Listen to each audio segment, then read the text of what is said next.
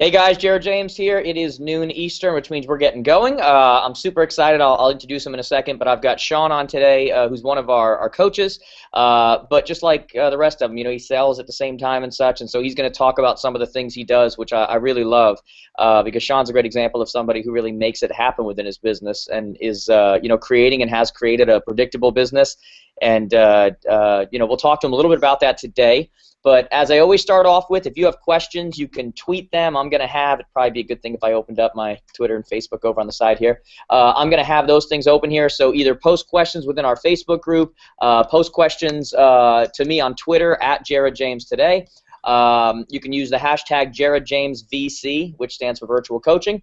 Any of those places is completely fine. I think you're going to have some good questions today because Shawn's going to share some just awesome stuff with you guys. And I think what you're going to find, like anything, is that, like I always say, Shawn doesn't know how to change into a cape in a phone booth. He doesn't know how to levitate. He just knows how to work his butt off at the things that actually work.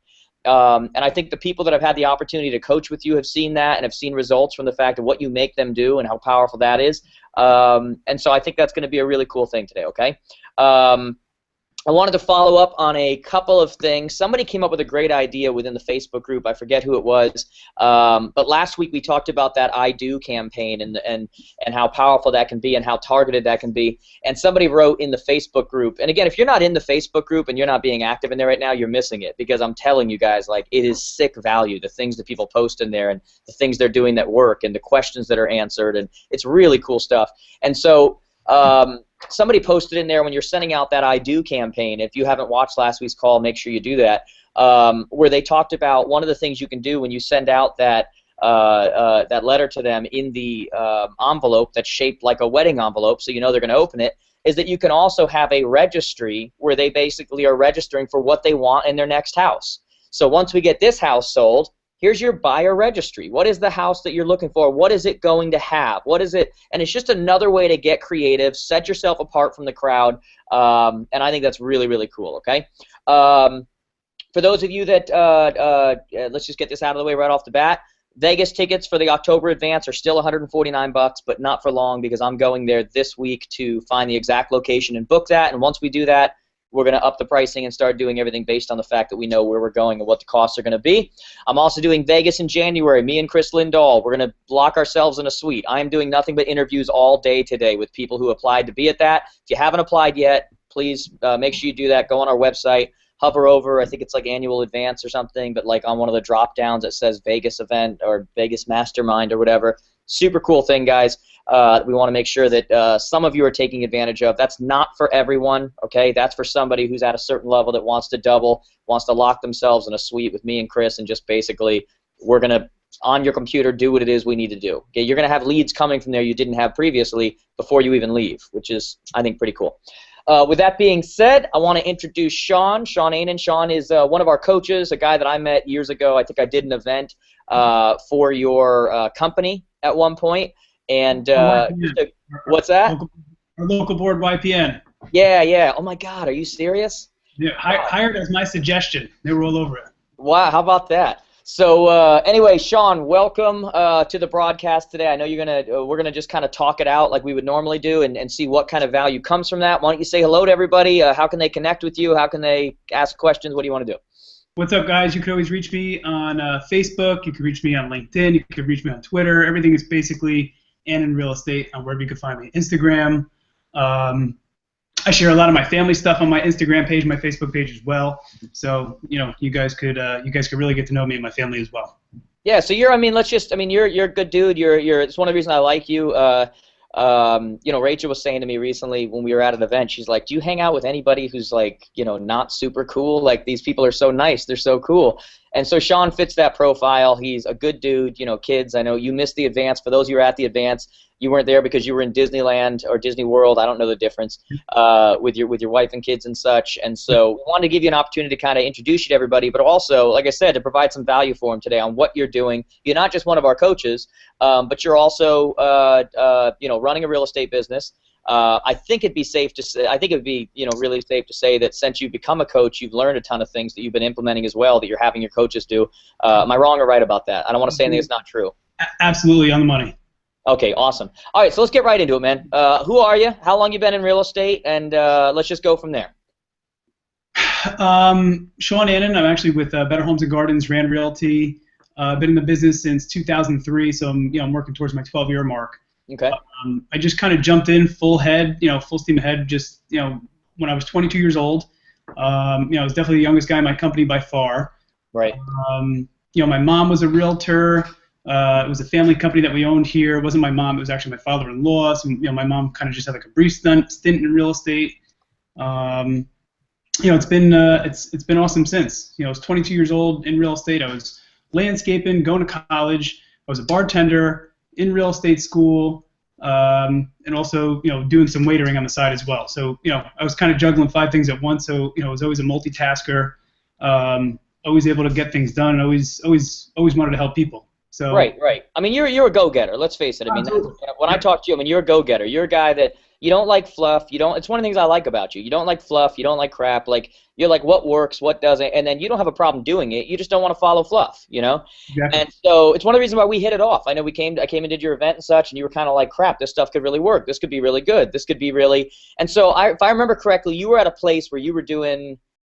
I forget how many million it was, but it wasn't for your area. It was decent, but it wasn't like after splits and commissions and everything. It wasn't anything crazy. The thing that really, and correct me if I'm wrong here, that really took you off within your business and took you to the next level was prospecting. I mean, would that be accurate? 100% accurate. Okay, and so what does that mean to you? What kind of prospecting do you do?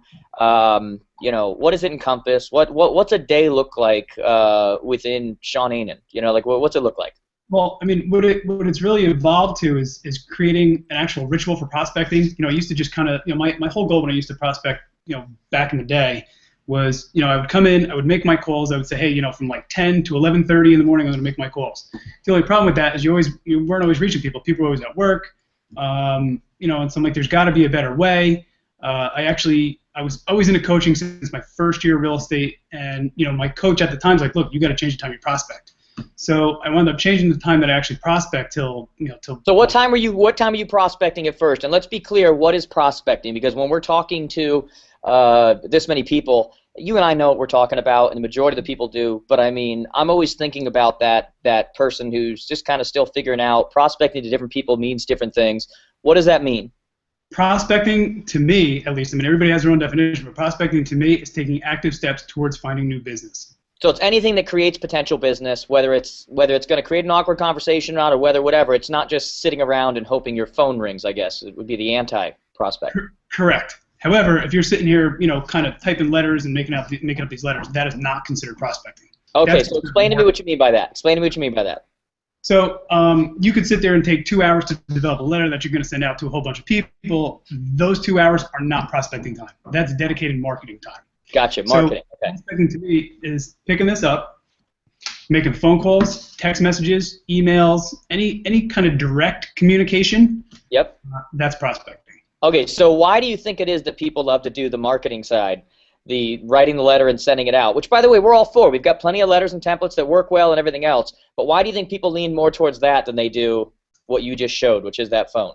There's no resistance. No resistance, no rejection, no anything, just, oh, I hope it works, and okay. So if I get rejected, it doesn't matter because it's not an active rejection, it's a passive one, meaning they just didn't reply. Correct. Okay, what changed for you that you started actually doing active prospecting? And we're going to get into what you do, how you do it. We've got a new form that you use that is now going to be available to all our students, which I think people are going to love. What got you into that? Why did you do that? There were some classes that I took when I was, kind of in my earlier, I call them my developmental stages, and they were just like hardcore, like prospecting, like old school prospecting classes, like the Sweat Hogs class, stuff like that. That people talk about, like, I mean, granted, I've only been in business for 12 years, but people were doing this stuff in the 1970s. Yeah. So it was just really taking the old school way and putting a new school spin on it, and that's kind of where I made my revelation. Okay, and when you first started doing it, you're making those calls, were you scared? Oh yeah, normal. What does that mean? Like, were you, and what changed that? Like, what, are you still scared when you do it today? Sometimes. Not gonna lie, it all depends.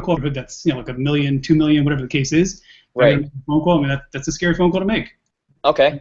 And what's the fear? What is the fear? And I appreciate you being honest. What is the fear? There's always the fear of rejection. Am I going to say the right thing? You know, what kind of person are you going to get on the other line? Right. The thing that I believe actually helped along the years is making those phone calls, doing all that stuff, and meeting and talking to so many different kinds of people. It Right. just becomes repetition. Right. So it's not like I'm going to run into some new personality that I haven't seen before. Right. And that's new. You know, that's only for like a new contact. You know, but that fear kind of alleviates as soon as you pick up the phone. It's really fear of the phone.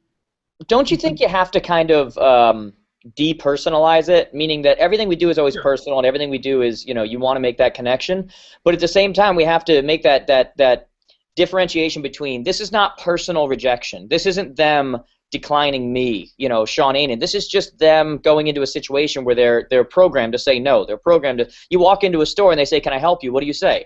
"No, thanks. I'm just looking." Correct. You don't think you're just looking. You went there for bread and milk. You know exactly what you want, but you're programmed to say, "No, you're on a car lot.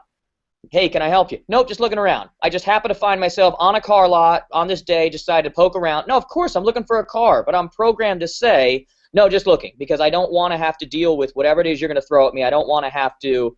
Don't you think that's true? You have to kind of separate the personal side when you're doing that and not take it personal, or am I missing it? You do. I mean, there's two things to that. I mean, like you said, we're programmed to say no, and what I always tell my coaching students as well, like, hey, if you're going to knock on a for sale by owner's door, you go to for sale by owner's door and you ask them if they would be offended if you were to take a quick tour of their house. Right away, they're going to say no, because it's their gut reaction. They want to come and say no. And Right. by them saying no, they just let you in the house. So would you be offended if I took a brief tour of your house? No. Okay, so basically I want to make sure everybody caught that. You're changing the question, because I a lot of times say the quality of your answers are going to be determined by the quality of the questions you ask. Correct. So you know off the bat they want to say no, so you're not asking a question that you're looking for a yes for. Correct. I want to make sure everybody just caught that, because that right there is gold, okay? So I'm asking a question that allows them to say what it is they want to say, which is no, but it's getting me to where I actually want. So it's not a matter of, can I come through your house? No. It's a matter of, would you be offended if I took a tour? No, I wouldn't be offended. Well, you still got the answer you wanted. Right, and they got the no off their chest. That's a key point right there, the psychology of selling. I love that you just said that, man. Like I said, for everybody, that's gold right there if you didn't just catch that, okay? Make sure everybody's writing that down. Make sure that you've got that, because when you're making your calls, doing it. Okay, now, let's go into what you're actually doing, and then we'll talk about some of the new stuff you've implemented. Obviously that's the JJE stuff and what kind of success you've had with that. But let's talk about on a daily basis, when are you calling? How often are you calling? What is your ritual? Who are you calling? What are you saying? Let's go into all of that. Cool. Your rejection and all this stuff about rejection. I literally took 3, maybe it was probably even like 5 days. I literally wrote down what rejection meant to me and totally went into my brain and I shifted the meaning of rejection. Wrote it down and retrained myself what rejection is. Yeah. So you changed the meaning of what rejection is, really. I mean, to you, before you used to associate rejection as personal rejection. I'm not getting this. I'm not. What did you change the meaning to? Rejection to me is when I can never be rejected. It's really, I made the meaning become what I can never be rejected. So okay. I'd rather not share it, to be honest with you, because it's got some personal stuff to it as well. Gotcha. But I can never be rejected, man. I can never ever in my life be rejected. So in other words, what you're saying right now is it's not that you can't share in the sense that you don't want to share ideas, whatever. It's that it's so personal to you. Correct. That it might even be embarrassing for you to say it right now. Yeah, absolutely. Yep. It's got some stuff to be, stuff from my life that's carried over growing up, stuff that's, That you don't want to share out in the public because you don't know enough of these people well enough to share that kind of context. Yeah, exactly. Okay, perfect. Correct. But bottom line is you change the meaning of rejection. Yes. So that it means something different to you, so that it's not you being rejected. It's just another way along the path of, okay, I got you, so that's good. How often are you calling? When are you calling? Let's get into that. Who are you calling? I prospect a minimum of four days per week. A minimum 4 days per week, at least an hour and a half. So okay, hour and a half. When are you doing those? 7 o'clock. 7:30 is, I like to be back in my office at 7 o'clock. Sometimes I get here at 7:15, and I start my calls at 7:30. Oh, you're talking about night or morning? Oh, at night, absolutely. Okay, and you never do it during the day. You always do it at night.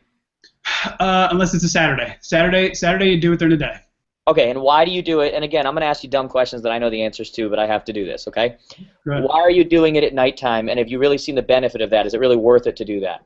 Oh, absolutely. You know what? I think 7 o'clock, 7:30, people are past their dinner, so you're not being like that salesman guy that's calling in the middle of dinner. Okay. I used to tell myself, it was a story I used to tell myself that, hey, nobody wants to hear from me at 9 o'clock. But you know what? That's when the kids are in bed. That's when everything's kind of winding down. And that's when people are. And let's face it, too. You're not cold calling people and saying, "Would you like to buy the yellow pages?" You're calling people who specifically are looking to sell their house, or specifically. So it's not like this is some unheard of thing that you're calling them about. Correct. Whether it's for you're not calling a phone book and just going, "Hey, I've got buyers in your area." Right. These are people who want to sell. Who are these people, by the way? Expired, for sale by. Who are these people? You got expired. You got for sale by owners. I also, my sphere, my database.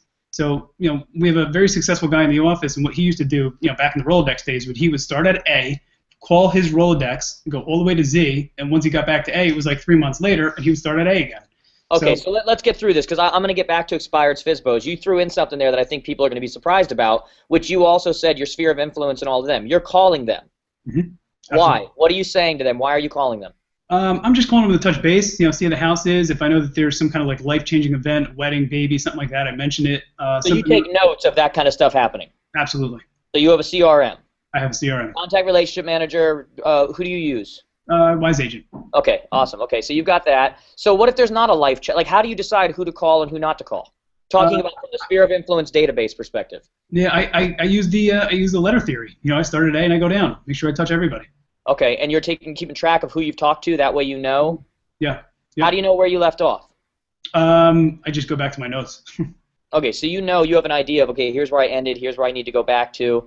So act like I am just a common guy. You come to my name. You happen to be at J. And so whether I'm under there as Jared or James, it doesn't matter. I'm J.A. And so you happen to come along to me, and it's time for you to call me. Mm-hmm. So you call me, 7:30 at night. What are you saying to me? First off, I know you have contacts with me because I'm in your database. Correct. So what are you saying? Did you buy or sell a house through me? What kind of contact? Okay, so I'm a past client. I sold my house and I bought a condo. Whatever, like something like that. Like I'm a past client of yours. So basically, I'm calling you. I'm asking how the boys are. Okay. Because you know me, so you're going. How are you opening? How are you opening? So I pick up the phone and I go, hello, whatever. Right. And your opening is what? Hey, Jared, what's going on? Shawn Anen, Better Homes and Gardens, Rand Realty. How are you? Good. So you're just doing it like normal. You're just letting them know who you are. So right off the bat, and I'm not hanging up on you because I know you. I sold about a house. I was probably your best friend for 3.5 months during that time, like most people are within a real estate transaction, right? Correct. Okay. And then what? Just giving you a call to touch base with you, see how everything's going.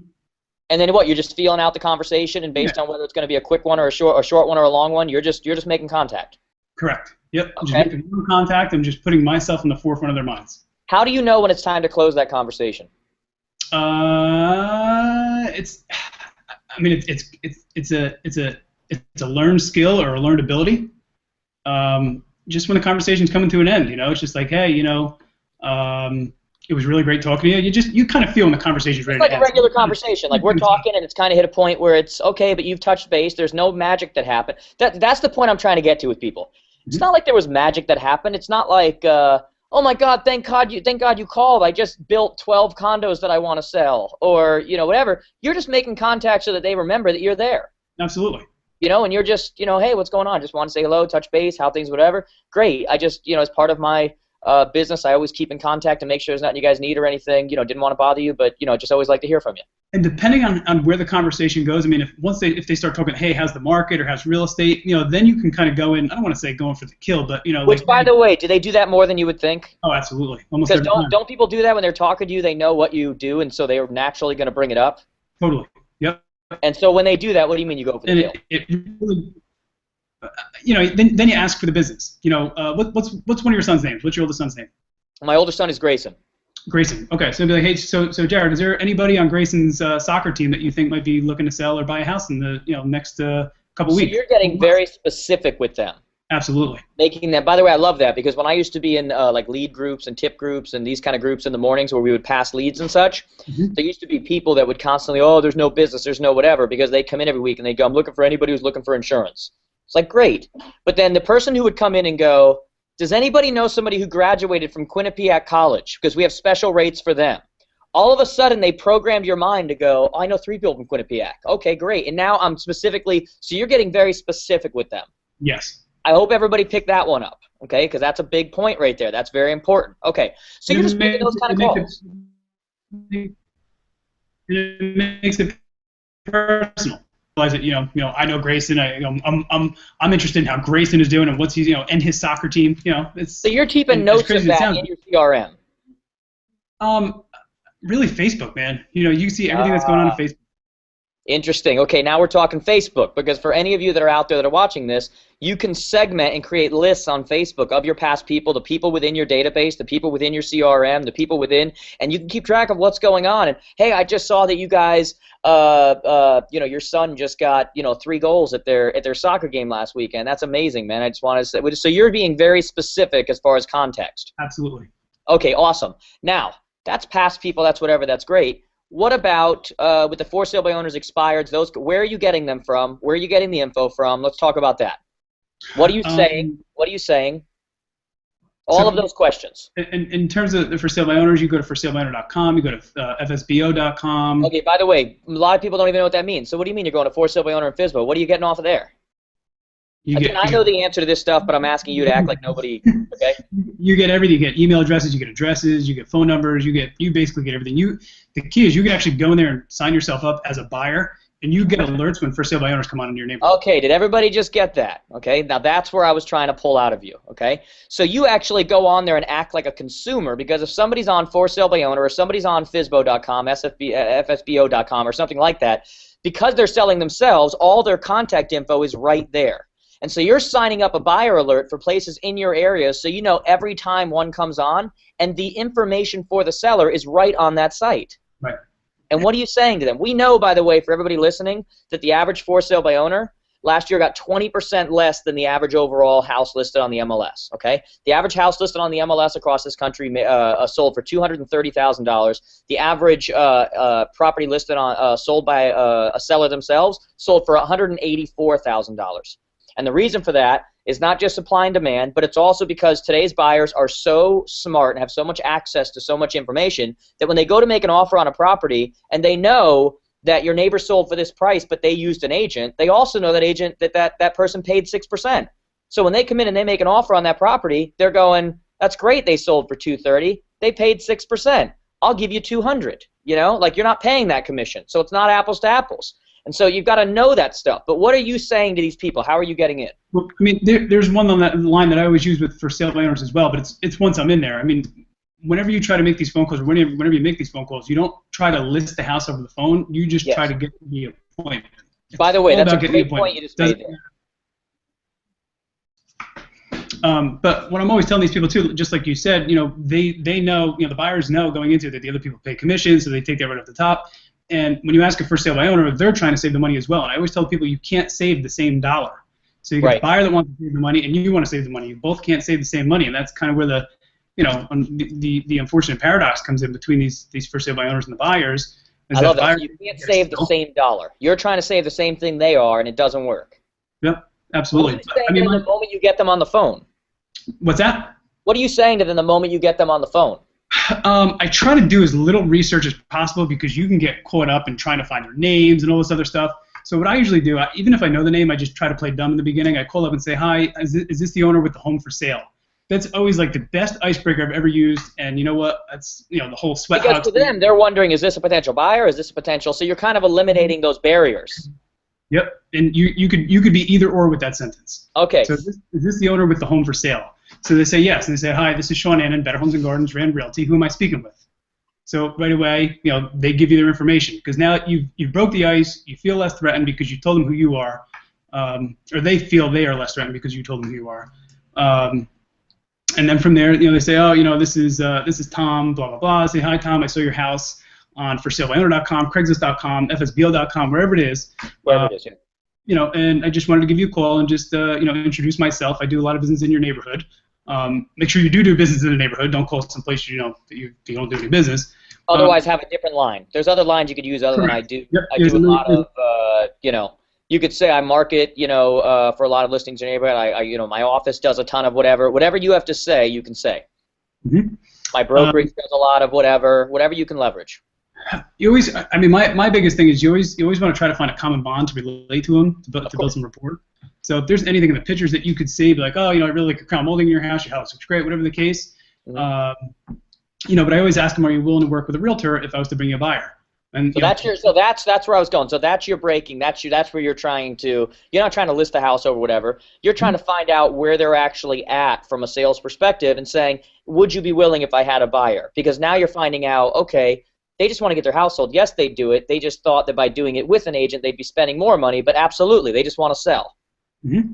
Okay, so you're saying that line to them. What's the line again? Would you be willing to work with a realtor if I brought you a buyer? And what's generally how they respond? Are you willing to work with a realtor if they were to bring you a buyer?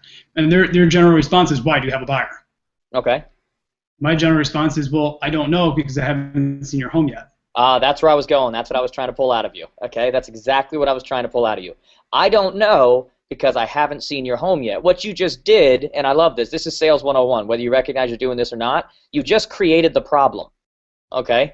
And when you're able to create the problem, they're now looking at you going, well, how do we solve that? That's in their head what's happening psychologically, okay? So I don't know if you probably know you're doing this, but you probably didn't even know that what you're doing is you're creating the problem. Right. So now that you create the problem, generally what is the response? So, I mean, the general response is, well, we don't do previews. And they say we don't do previews? Yeah, we don't do previews because it's kind of a line that everybody uses. And I said, well, hey, look, unlike a lot of listing agents in the area, I actually do work with buyers. Then you go into, I go into the whole Facebook marketing thing and how I get all these buyers, and I kind of go into my little spiel. So you're showing them, and by the way, Facebook marketing, are you talking about the stuff we teach with the Facebook ads that go to a landing page, or what are you talking about? Correct. Yep, Facebook ads, landing pages, the whole nine. So okay. The Facebook so you're showing them right off the bat, this is our value, this is what we do to market. And by the way, none of the other agents that you've talked to have probably do anything like this, don't even know, so you're showing right off the bat your unique selling proposition. Correct. Yep. So okay. I'm basically selling the advertising for my other listings, how I get my buyers. Okay. So and that's before I even have the appointment. So okay. They kind of know going in that they're dealing with somebody that's professional, somebody that gets it done, somebody that actually takes some action and that actually has value, by the way, because most of them are probably listing themselves not only because they need to make a certain amount of money, but because they also don't see the value in the average realtor. Correct. Okay. I'd say most of them don't. Most of them really don't. I mean, that's one of the hardest things that going into it. A lot of people think right off the bat that we're just straight up like salesmen, just going in there. And my whole thing is, hey, look, I know it's like you said, it's creating a problem, but they really have a problem. Selling a house is a problem. There's so many problems that come up with selling a house, and we are the solution. Right. And going into it with that mind frame and being able to speak that with conviction to sellers, really, you're going to get more listings without a doubt. Hey, just so you know, I just saw posted in our group too. Jason wrote, I just saw posted in our group, thank you, Shawn, for a great one-on-one coaching call today. Tim and I are pumped to implement what we learned today and start making some money. Best call yet, hashtag. Nice. So you must have done something right this morning, okay? Just want to throw that out to you. All right, so now you're saying those kind of lines, and now you're getting yourself to a point of a conversation. You're trying to get into their house. You're trying to. Now, so they allow you to get in their house. Not everybody's going to, but they allow you to come into the house because you've created the problem. Now you've solved the problem. I need to come and see it. What is your line, by the way, to get in the house if they say, well, we don't do any previews? Where do you go from there? I would just, I tell them I'd like to take just like a 5 or 10 minute tour. I say, look, that's the key right there, by the way, the 5 to 10 minute, because most of them will allow for that amount of time. Yeah, and they generally let you in. I mean, you tell them, hey, look, you're going to be in the real estate business. I'm in the real estate business. Just give me 5, 10 minutes of your time just to take a walk through. I might have a buyer for you. I might help you sell. I want to make sure everybody didn't just miss that point you just said, because you kind of skimmed over it, but that's an important thing you just said. You're going to be in the real estate business, and I'm in the real estate business. Do you say that line to them? I do. That is a great line. I hope everybody just got that. You're going to be in the real estate business. I'm in the real estate business, so it's probably better. I love that. That was perfect. Great line. I don't know if you even realized that you said that, but that's a big takeaway. At this point, it's just second nature. Like I said, it's creating that habit, that ritual, and just I don't even without actually videotaping my listing my calls, which is probably going to be my next step because I want to see what I do. I'm going to tape myself through my computer here, making my calls one night, just see how it goes. That's awesome, man. That's awesome. And by the way, what you did too is you're foreshadowing. Again, I don't even know if you know that you're doing this, but you are actually foreshadowing the solutions that you're going to be bringing them later. Would you, when you start talking about how the average listing gets 20% less, and why would you want to be working, doing the marketing, showing properties, doing all this work with all this liability and everything else just to get less money than if you hired a professional? What you're doing now is you're foreshadowing for them and saying you're about to be in the real estate business. And so you're letting them know that this is about to happen. And so I love that. That's a great point. So then you get to the house. What do you do? First thing I do, obviously go to the door, ring the doorbell, knock on the door, however they're able to open it. And, I tell this to all my students as well, pay them a compliment. Tim Creech likes this. I always talk about it and say, hey, look, you got like a nice rhododendron, you got a nice bush, you got a nice, nice Mustang in the driveway, whatever it is that you can give them some kind of compliment and relate to them. Because, if you pull up to the house and there's a Mustang or there's a Camaro, there's a Corvette or something in the driveway, that's something they value most. You go, oh man, that's a killer car. Is that yours? Yeah, it's mine. Oh, there's just kind of. You find the thing that now is going to take them away from real estate, but going to get them liking you and talking to you, and you're finding that button, so to say. Correct. Yep. Yes. All right. I love that. I love that. Okay, so now you get in there. You're walking around. Do you stick to 5 to 10 minutes, or what do you do? No, I mean I'm typically in there for about a half hour, 45 minutes. I try to. I always say like. I never even try to open my listing packet at listing presentations, whether it's for sale by owner, whether it's past client, whether it's somebody that called me in, from whatever the case. I just try not to even open the listing packet. I make it like a one-on-one, just like an interview session. You're just trying to connect with them at that point. Absolutely. Yep. Yeah, and I fully agree with that. By the way, I recommend to a lot of people doing a 2-part CMA if they can. No, definitely not 2-part. You're not doing 2-part. No, one stop. I just try not to open the listing packet till I get to. So you're saying you're trying to close them. You're not trying to close them yet. Right now, you're just trying to figure out if you can get to the point where you're able to start trying to close them. You're building the rapport first. Correct. Absolutely. Okay. Yeah. Oh, I'm not. Trust me, I'm not a believer in the whole 2-step thing. You're one part. Go in there, close it on the spot. Yeah, absolutely. But it's all about building rapport. It's about just working with them, finding that common bond. I mean, chances are I sold one of the neighbors' houses over the years. Again, I've been in the business 12 years. You're going to find that commonality. You're going to find something that you can talk about. Somewhere along the lines, they know somebody that I know. I'm going to find who that person is, and we're going to talk about that person for 15, 20 minutes, and before you know it, they're going to be like, oh my gosh, Shawn Anen's great. Because that makes you credible. Okay, so what about, let's go into expireds. Are you calling expireds too? I am. Okay, so what goes on with that? When they have phone numbers. Expireds are tough to get phone numbers from. No question about it. Wasn't it you who told me the tougher they are to find, the easier they are to close? The easier they are to list? No, but that makes sense, though. Oh, well, never mind. I just made that up just now. That's great. Yeah, it wasn't me, though. The tougher they are to find, the easier they are to list, right? So if you're having trouble finding their information, I mean, let's face it, that means everybody else is having trouble finding their information as well. And if that's happening, most of them are giving up, right? Yeah. So where do you find the info for expireds and such, and what do you do to find them, and then what's the call sound like? I mean, when I get the info for the expireds, I mean, typically the expireds I get in the MLS. I pull, obviously I run the hot sheets probably 30 times a day. Not like the expireds are going to change, but I just like know what's on the market, what's off the market. But I'm just pulling the hot sheets. I got a bunch of different towns. Right when I click the button, all my towns come up that I like. As far as expireds, I mean, the phone numbers are few and far between. Couldn't you just set up a hot sheet on that as well, without having to do it several times a day yourself? Couldn't you set up a hot sheet that comes to you, a save search, whatever? Anytime something expires, it gets sent to you automatically. Yeah, but the way our MLS works, it goes to 24-hour period. So it'd wait a little bit. Today, I'm not going to get it till tomorrow. Oh, so that doesn't make sense for you. Different MLSs are different, so that's okay. For you, it wouldn't work. Our MLS is awful. Okay, and when are you calling those people? As soon as I can. I find the most success with expireds. Like if I get into my office at 8:30, 8:45, and I pull up the hot sheet and the expired's there and it has a phone number, it's calling it right then and there. Right, you're having, like literally right there, like throughout the day, right there. What if you don't get a hold of them? That is like, I generally do not leave a voicemail. Do you put them on? Like what happens if you don't get a hold of them on the spot? Oh, I put them right in my call. Like if I put them in, I could either put them in Wise Agent. I really put it in my calendar. I put them in the Wise Agent call thing, but I really put it in my calendar just because I can click it. I can call right from there. It goes into my prospecting time. And so you're if I have a call, they have to follow up on it. Night? I'm putting it to call that night. Yes, absolutely. Okay. Do you leave a message if you call during the day and you don't get them? What's that? You leave them a message if you call them during the day and don't get them? Not in the first contact. If I made contact with them once, yes. Because now there's context. If I have no contact with them, no.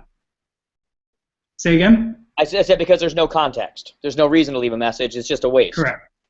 Okay, and what are you when you get them? Chances are they're not calling you back.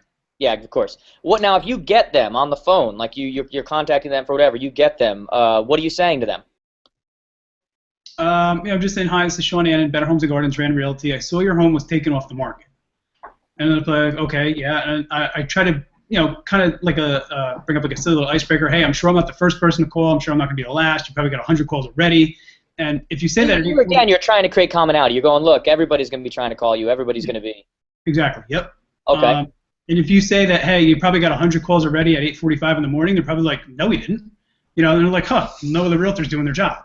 Oh, so wait a second. So you're again creating it for them. You're basically saying, look, like this is normal what I do. Like I'm an aggressive agent. I go whatever. You probably have gotten whatever. And they're going, no, we don't. And so you're setting the stage already that, look, that's because the other agents aren't doing their job. You need someone like me.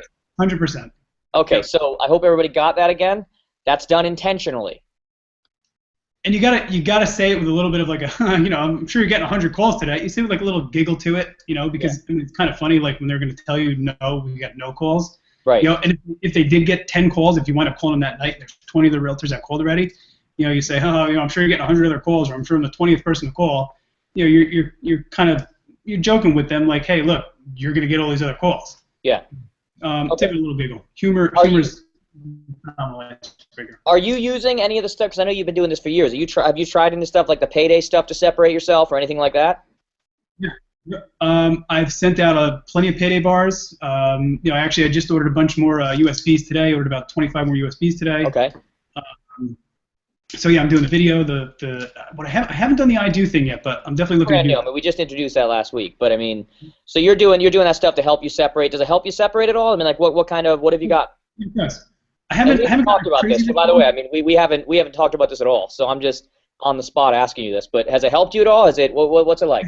Yeah, it's definitely helped me. It's definitely helped me get out there. I've used the Yikes expired letter as well. I've actually had I had two responses from that. No relisting appointments yet. I had one call from the payday campaign, which had actually been a house that they said, hey, we really love your idea. I'm trying to let you know that we are under contract. So they were under contract. The realtor just never changed it in the computer. Okay. I was definitely excited when I got that call because I knew the exact house when the person called me up and said, hey. But why did they call you then? Right.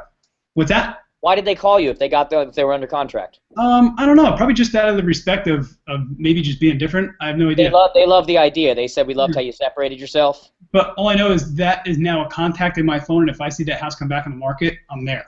Oh, but they're going to use you if you come back. If they made it a point to actually call you to say you separated yourself. Yep, absolutely, without a doubt. Okay, so it's not just set up for now, it's setting up for later too. Okay, so you get an expired on the phone, you're saying to them, oh, I'm sure you've already got 100 calls, blah, blah, blah. Where's the conversation going from there? I just like to say, if one of the, again, this is going back to like my old school like sweat hog stuff. Like, if you were to sell your house, where were you going to go? Were you staying in town or moving out of state? Okay. And if you say, hey, if you were to sell your house, where were you going, and just end it, it's kind of like the choice alternate close and all that stuff. Are you staying in town or moving out of state?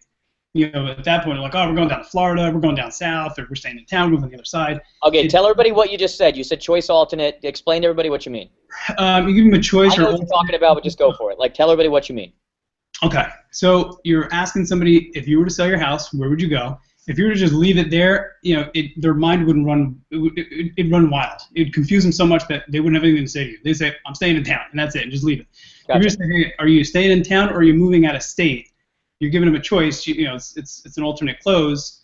You're asking them which would they do. So you're kind of forcing them to pick one or the other. Right, and they're getting used to doing that with you as well. Correct. Okay, awesome. All right, so you're doing that. When you start doing that, how are you trying to get into their house? How are you trying to, like, what are you saying to them to try to get in? Once I find their motivation, I go into this stuff with the mindset like, hey, do I want to represent this listing? Same thing with the for sale by owners. If you go into it from the mindset, do I want this listing? It's going to be a little bit more desperate. I mean, a little bit more different than if you were desperate and said, oh my God, I need this listing to pay my bills. And it's you're taking the anxiety off yourself and it's going to come through your voice. And you're kind of interviewing them as much as they're interviewing you. Totally. Yep. You got to see if it's a good fit. I always tell people, hey, look, when I'm at the table, I always tell people, our relationship's going to be like a marriage, so it has to work together. So, if it doesn't work, then we gotta cut this now. Okay, that's perfect. Okay, so you're positioning yourself as a teammate. You're positioning yourself as we're in this together. We're in this. This isn't me subservient, like just like we are in this together. We've got a common goal here. We've got a common. Okay, I like that. Now, how many calls are you making a day, and how do you decide how many to call, and how do you stay on track, and how do you all of that stuff? I use my daily activity tracker, which I've been Okay. using probably for the past 4 years. Okay. And as far as how many calls I make a day, I mean every day is different. I go out with like a certain, minimum is 10. Minimum is 10 calls a day, whether it's expires, whether it's for sale by owners, whether it's past clients, sphere, whatever the case. Minimum calls are 10. Then I also throw in emails and texts in there. So, but I might not hit 10 calls a day because somebody might keep you on the phone for 25 minutes. If one person keeps me on the phone for 25 minutes, the next But person that's keeps me on worth the it phone. though, because that's worth it. Correct. Absolutely. Okay. Yep. I'm going to show this because the thing that you were using, I changed it up a bit, and now we're making it available to all our students, okay? And you guys already have the weekly accountability tracker. Let me switch this over here. You guys already have the weekly accountability tracker, and the point of the weekly accountability tracker is to figure out your goals for that week, what you want that week, the whole deal. But what we now have for you is a daily tracker, and the daily is basically like what Shawn's doing. And Shawn, you've been using this for years, only I made some adjustments to this. Yep. And basically every day you walk in and you say, let me just pull it up here. Let me show this to everybody. Shawn, I'm gonna need you to give me the thumbs up when you see this. Do you see it? Nope. Now I do. Okay, so this is the accountability, the daily activity log that's being used. And basically what happens is that every single day you change the date depending on what the week is, but Monday, Tuesday, Wednesday, Thursday, Friday, Saturday, Sunday, depending on what days you're working, whatever it is, you're actually coming up with what's your goal and what's your actual for each thing. So you might have a goal of this many contacts with sellers, this many appointments needed, this many, whatever it is, all the way down. For buyers, for sales revenue, that's all on here. This is all... it all fits on one page, so you all can print this out. It's editable because you're going to open it in Excel format. But I want you a little bit here, if you can, Shawn. Why is this valuable to you? What do you use it for, and why? And I want you to really tell us, like, why is it valuable to you to do this? It seems like a lot of work. Like, okay, I've got to do this, I've got to do that. Why is this valuable to you, and why does it keep you on track? What I could say is, I mean, putting a goal and actual on here is phenomenal. That's something that you guys You didn't have that before, right? Like that's something I forget. Is that something we added? That's something that you guys added. I did not have that. I just had actual. And on the bottom, Jared, if you scroll down where it says new contacts, I print these things out and I would handwrite underneath new contacts, 10 new contacts per week, 15 new contacts per week. How many new contacts I wanted per week? Right. And that was my goal. Okay. Because I knew my hit ratio. I knew that, hey, look, if I can make 10 contacts, I know that I can get, XYZ appointments, 2 appointments, 3 appointments, whatever it was. Yeah. But this is definitely important. Everything on here is, the way I look at this, everything on here is all we need to do in this business to make a lot of money. So you're looking at this and you're going, look, and by the way, people are asking, this is already on your dashboard, guys. If it's not there right now, refresh after we're done with this call. Right below the video where it usually says weekly accountability tracker, the weekly is still there, so you figure out what you want each week. But right below that, it says daily activity log. And then down in the templates, again, in red, it says daily activity log. This is available to everybody. Just another thing we've added. We've got some other stuff we're adding for you guys soon as well. But this is just so that every day you've got this thing. And you can either print it out like Shawn does, or you can just have it on your computer and be filling it out. But the idea is that you set a certain goal and you say, that's it. I don't leave until this is done. Because we know, like Shawn just said, what'd you call it, your hit ratio? Yep. Okay, explain to people what that means. Hit ratio is just basically your numbers. However many calls you have to make to get however many appointments. Isn't that in our? I mean, you're one of our coaches. That's in our business plan. The business plan says it breaks it down and it says this is based on your ratio so far. Here's how many people you have to talk to get a listing. Here's how many listing appointments you have to go on to actually list the property. Here's how many listings you have to take in order to sell a listing. Based on that, you need this many conversations, this many contacts, this many. That's really what it is, right? But this is actually making you every day based on that number. I don't leave till this is done. Right? The good and the bad is the numbers don't lie. I love that. The good and the bad is the numbers don't lie. So this is something, I mean, you're a seasoned agent now. You're not a brand new agent. You're doing a lot of money now. Like, your sales volume is high. Yeah. But didn't you tell me that this is where most of your revenue now comes from, is doing this?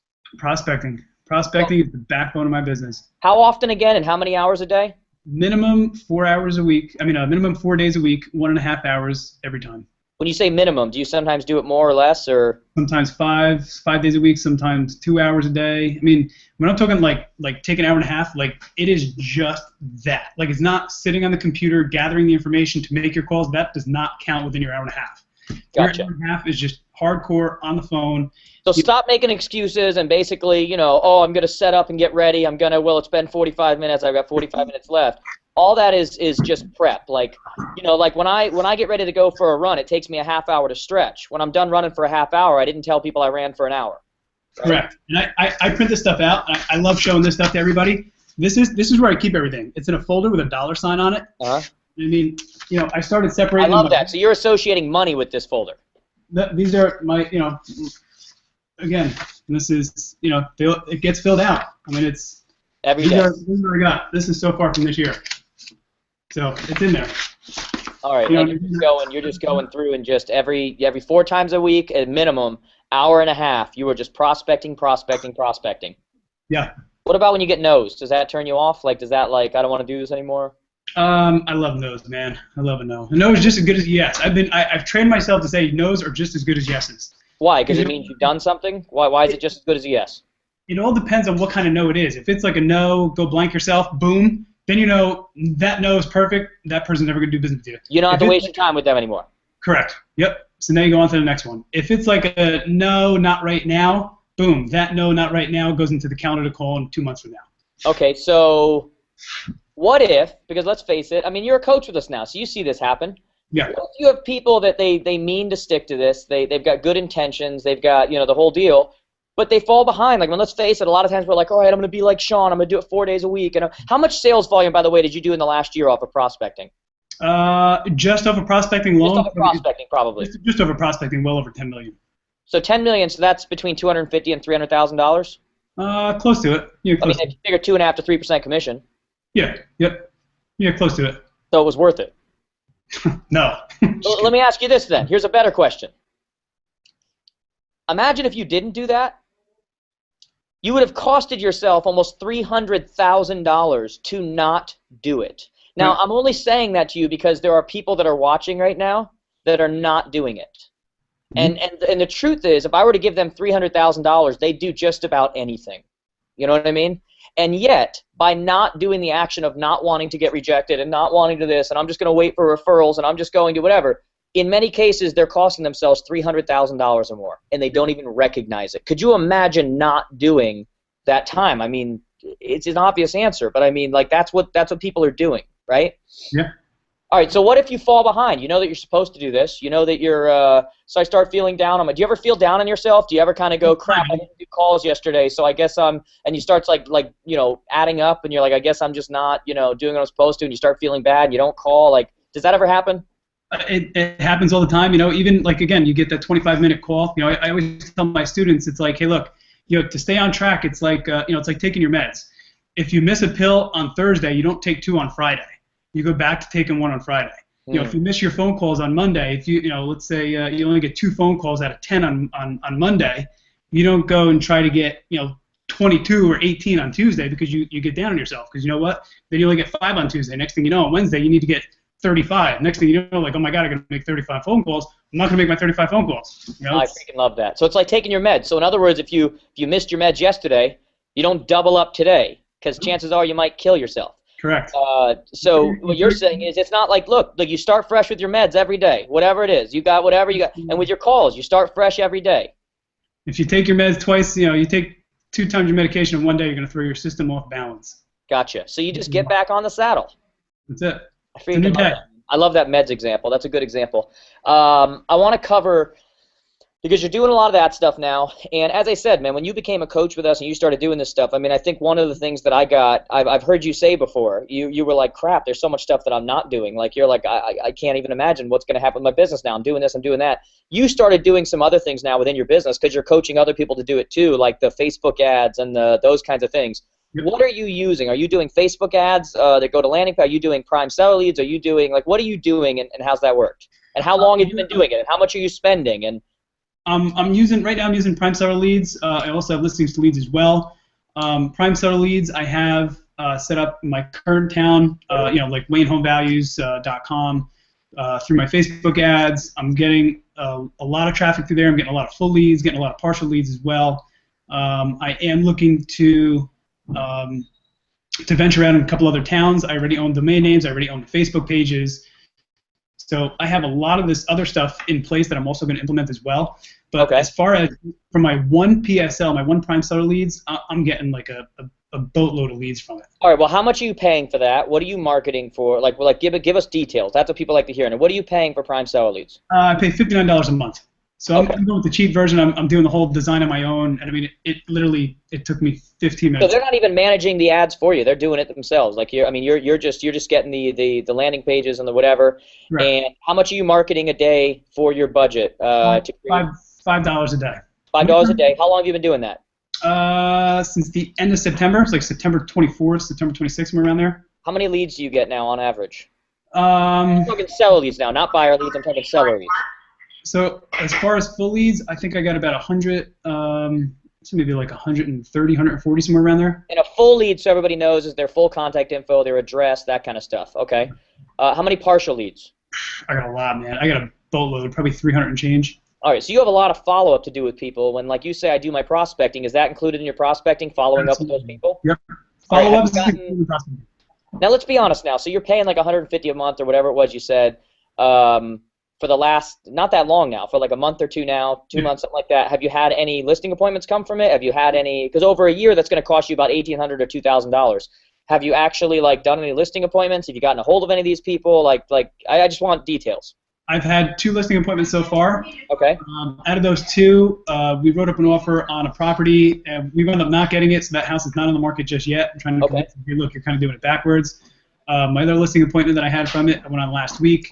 Last Monday, lady just isn't ready yet, so it goes now into the follow-up machine. But these are people that are going to turn into business. I mean, you're going to spend over the course of the year a couple grand, but in the end, you're going to make a lot more. And that's only after. I mean, if you just kept up with like you're getting right now, that's about, let's just call it 1 a month. If that was 12 transactions and you spent $2,000 over the given year for that, what are 12 transactions worth to you? A lot of money. Like what was your average price point? My average price point is about $500. Okay, oh my God. So so you're talking about 12,500. How many did I say? Times 12. That's 150,000 on the dot. 12.5 times 12 is 150. So that's like $150,000 that you create based on spending $2,000. I don't know anybody who's listening to this right now that would not sign up right now to spend $2,000 to get 150. Totally. Or in there, whatever it is. I mean, if their average price point is 200,000 and it's worth $5,000 to them, it's going to pay them 60. Right. Absolutely. And that's only one town, one zip code. That's one town, one zip code. So you technically could spread out and do other areas. Absolutely. Totally. Yep. Okay. And how are you following up with them, by the way? What's the phone call sound like? Are you doing something other than the phone call? What's it all look like and sound like? Right now, I have them on the drip campaign. I'm on the Prime Seller Leads drip campaign, which I think you and I are going to do some work together on the Jared James drip campaign. Absolutely. So, basically the phone calls are like, hey, as soon as if you get a phone number, it's like gold, man. You got to call that person like ASAP. Unless it's 11 o'clock at night and you get that thing the next day, you call them at 8:30 in the morning. Right. And you know that a lot of our people, especially that are growing to the certain levels we want them to, the real thing that we're really pushing for them is the ISA.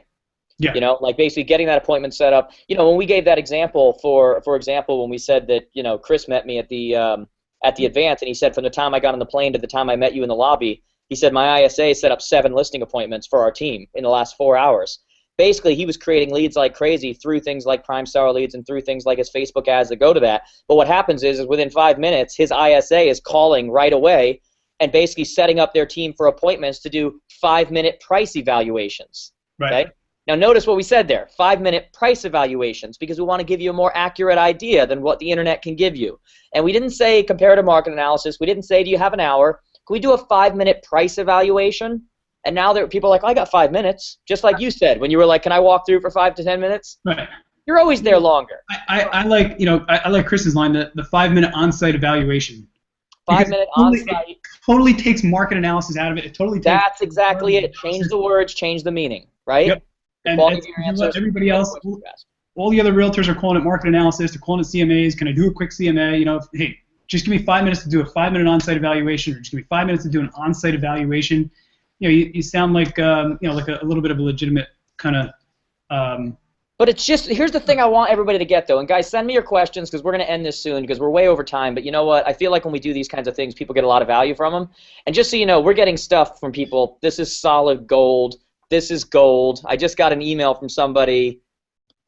This is fantastic. The content's perfect. I'll be watching this all week. Like, people are getting stuff out of this, so that's perfect. But the thing I want people to take from this, and Jody, I just saw your thing in here. This is gold, Jared. Jody, I hope I'm going to see you in January. I got your thing. I think we're talking later this week about the January Vegas thing. Because all the stuff we're talking about, I mean, Chris and I are going to be in a room. We're going to set it all up and everything. But anyway, the thing I want everybody to get, though, is, Shawn, like, when you're talking about doing this, it's not that you're some superhero. You're just doing the things that other agents won't do. You're just sitting down and saying, this many days a week, I've got my daily activity log, and I just make contacts. That's my job. And if they say no, they say no. But like I say all the time, if you don't call, then you guaranteed yourself a no. Like, you know that that's the answer. You might as well give yourself a shot at doing more. And in your case, it's making you $250,000 to $300,000 a year. It's probably going to go up even more now because you just started implementing the prime seller leads, and you just started implementing the payday campaigns, and you just started implementing all these other things, and so it's probably going to go up even more now in the coming year. I think you'd agree with that. That's one of the things. You got to remember that's just off the prospecting. We got to remember the past business. You know, Yeah. the stuff that just comes. Oh, so you're like the follow up with your past business and all that stuff is a whole separate thing. The follow up is included in the prospecting. But hey, somebody calls me up and says, "Hey, Shawn, you sold me my house, 12 years ago. I want to put it on the market." That's not included in that 70% or 80% of how much money I'm making off just the prospecting alone.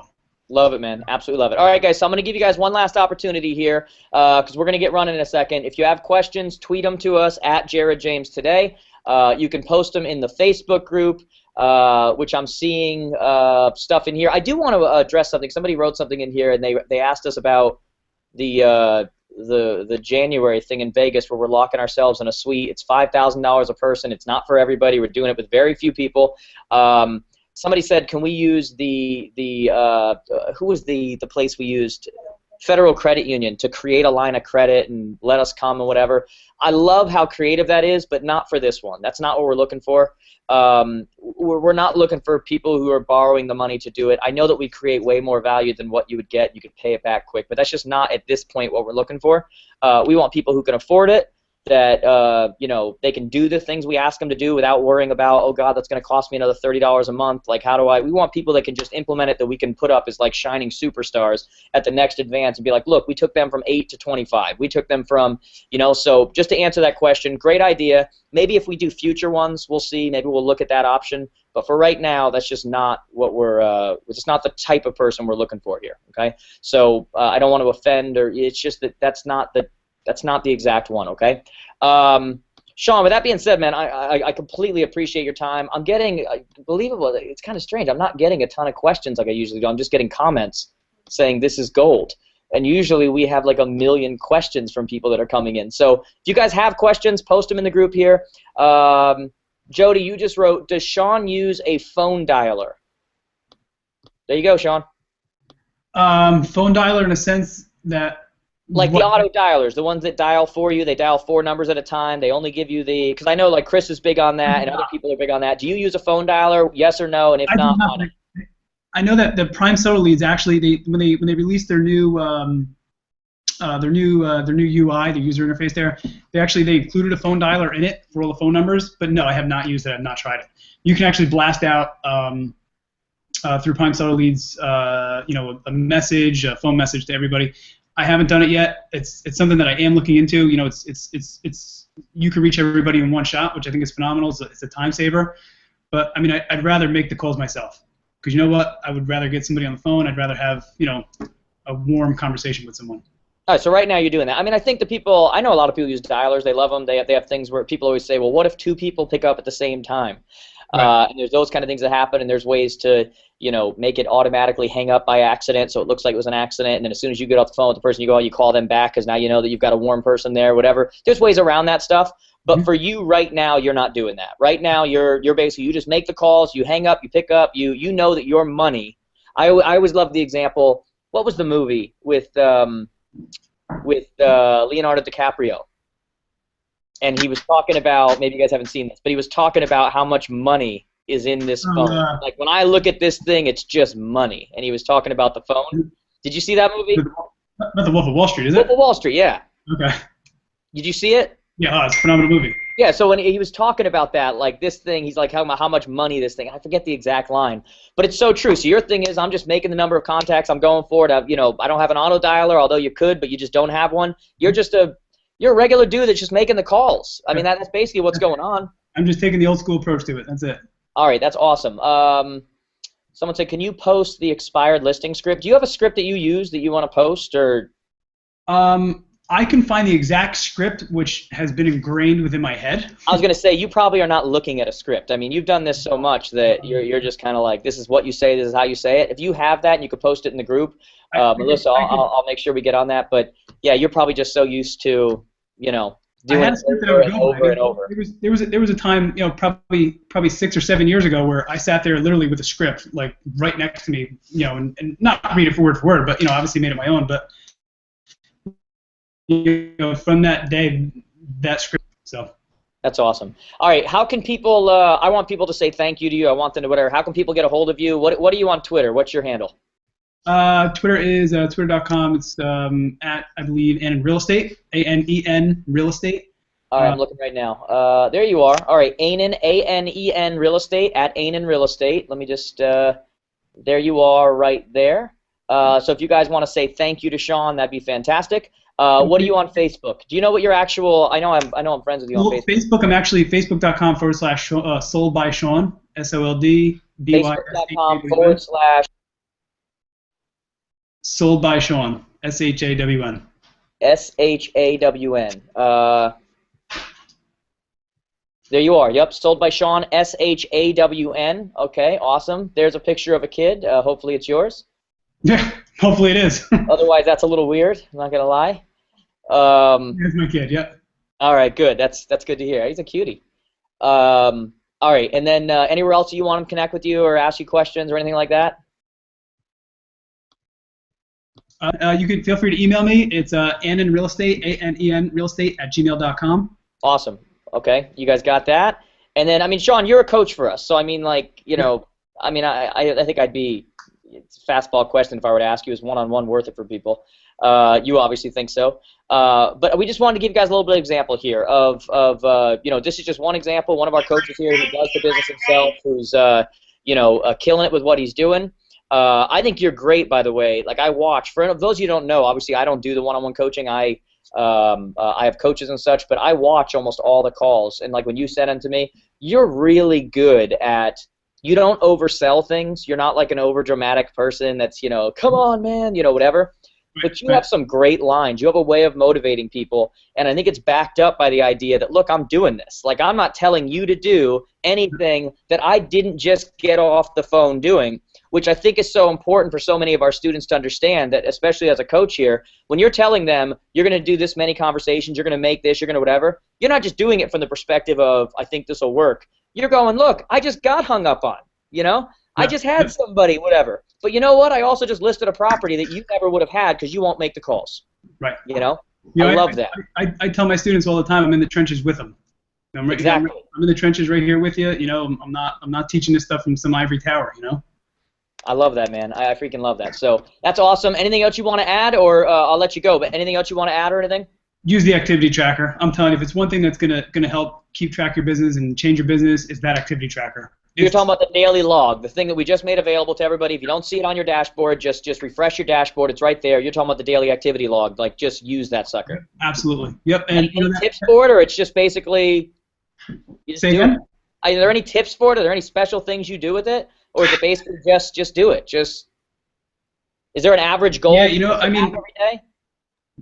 I mean, the average goal, I would say the average goal would be at least make 10 phone calls. Don't include that in your texts and your emails, but make 10 phone calls. So you might have a day where you emails just 10 calls. 10 phone calls, yep, at least 10 phone calls. What does 10 calls mean? If you don't get someone, does that count as a call? It does. It does. I mean, you might get 10 voicemails. You know what? If you get 10 voicemails, it's, hey, look, that's. But you got to start somewhere. It's more than they're doing. A lot of them are doing right now. You got to start somewhere. Correct. And only leave the voicemails. I mean, this is another thing worth explaining as well. So look, for sale by owners are the biggest. Like, I always tell people, hey, look, you want a gut check in this business? Give a for sale by owner call.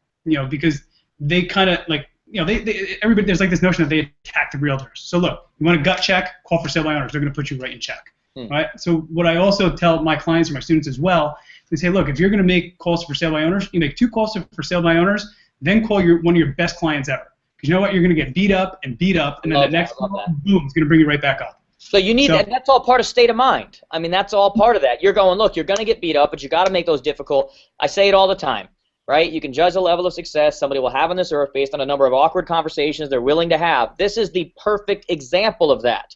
And so you're doing that, but then you're also understanding, like, at some point, I need someone to not just smack me around. I need someone to tell me good job. So you're going, look, if you get beat up those couple of times, making those calls, you know we're going to make you business, but they're difficult or whatever, then call someone you know that you're going to get that pat on the head, so to say. Yeah. Yep. You're going to remember that I'm Shawn Anen. I'm a good dude. People like me. I'm not the piece of crap they just treated me like. Correct. Am I on board with that? I mean, is that really what's going on?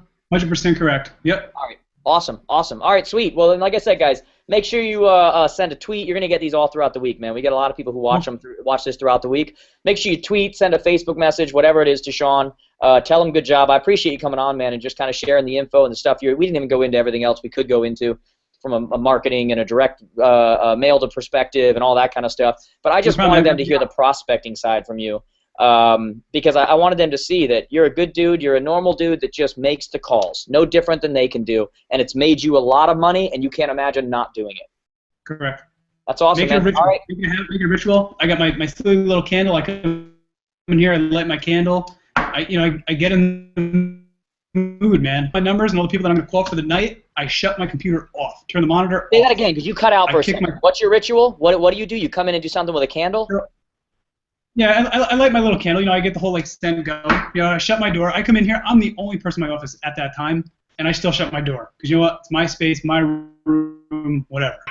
Love that. My phone. I make that ritual. I shut my computer screens off. I shut my computers down after I get my calls and all the numbers that I'm gonna get. I shut my computer down. And is that why you're printing out the activity log? Because you're just printing it out and having it right in front of you? I mean, you're going old school and going, look, I'm going to get rid of all distractions. I'm going to get rid of all. This is just me and the phone. Yeah, I mean, as crazy as it sounds, I mean, these are calls, a couple calls from last week too. I mean, I still write stuff down. I take my notes here, and I transcribe them into here as soon as I'm done. I mean, there's nights where I don't leave my office till 10:15 at night. But the beauty in this business is, we don't have to be at a certain place at a certain time. I get to go home at 5 o'clock, eat dinner with my kids. 6:30, I'm on my way back to my office doing what I got to do. My wife puts kids to bed, and that's the ritual. It's part of your ritual. All right, man. Well, I thank you for coming on. Are you sticking around? I know we're doing a coach's call coming up. Are you sticking around for that? Yeah, as much as I could, man. As much as I could. I got to be out by. I was going to say you have to. Okay, awesome. So we're going to end this, guys. Any questions afterwards? We'll try to get them answered. You can tweet us. You can Facebook us. You can send us emails, which a lot of you have done here. We got to get moving though. As I said, I'm leaving actually tomorrow to go check out spots for Vegas for the advance in October. But anybody who's interested in that January one, we've had a bunch of people fill out the app so far. We're only going to pick up to probably 10 people because we're going to be in a suite. It's going to be $5,000, which is less than a transaction for most of you. Some of you that seems like a lot of money. If that's the case, this probably isn't for you. Others of you are going to understand just kind of the kind of value you're going to have as a result of being there in an intimate way where we can just work on your computer, get your stuff done, and then we'll have fun. We'll hang out together as well. Shawn, thanks again so much, man. I think you're going to get a lot of thank yous from people, but I appreciate you sharing the knowledge and the wisdom of what you're doing, all right? Okay. All right, I'll talk to you soon.